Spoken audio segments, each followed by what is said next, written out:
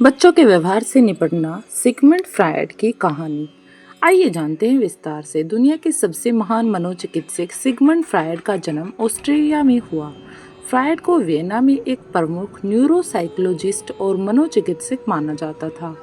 उनकी खोजों से पूरा अमेरिका और यूरोप प्रभावित था। सिगमंड फ्रायड ने मानव मस्तिष्क को समझने के लिए अलग अलग तरीके से प्रयास किए, जिसके कारण उन्हें फादर ऑफ साइको एनालिसिस भी कहा जाता है। गीतों की फ्रायड के बारे में थोड़ी सी छोटी सी स्टोरी।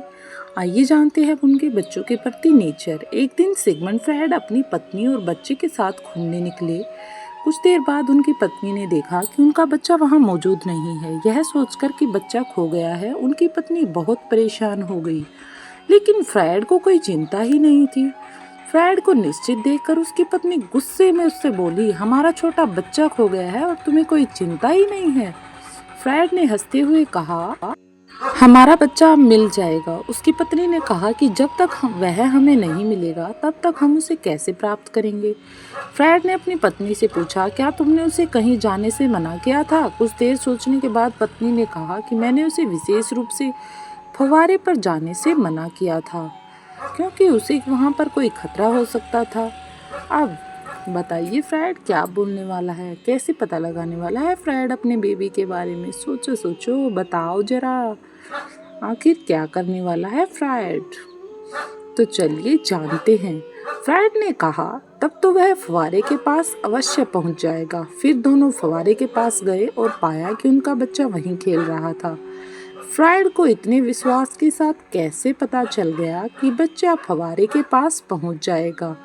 यह जिज्ञासा उसकी पत्नी के मन में जागृत हुई। फ्रायड ने कहा कि यह मनुष्य का स्वभाव है, विशेषकर बच्चों का, कि वे जानबूझकर उस काम को करते हैं जिसे करने से उन्हें स्पेशली मना किया जाता है। उसी काम की तरफ वो भागते हैं। इंसान की भी यही प्रवृत्ति होती है कि वह हमेशा अजीबोगरीब चीज़ों की ओर आकर्षित होता है।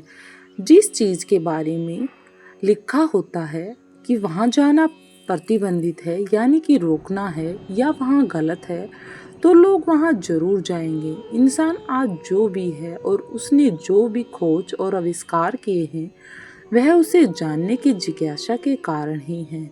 लोग हर चीज़ के बारे में जानना चाहते हैं कि वह चीज़ कैसे बनी, क्यों बनी और क्या काम करती है। इन सवालों के जवाब जानने की उत्सुकता के कारण ही व्यक्ति नई चीज़ों की खोज करता है।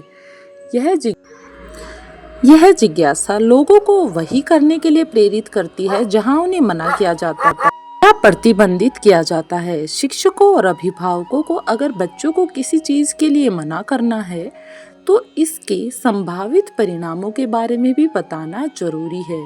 तभी बच्चों को सही दिशा निर्देश दिए जा सकते हैं और बच्चे उसी के अनुसार कार्य कर सकते हैं। दोस्तों, ये था सिगमंड फ्रायड की स्टोरी का आज का हमारा टॉपिक।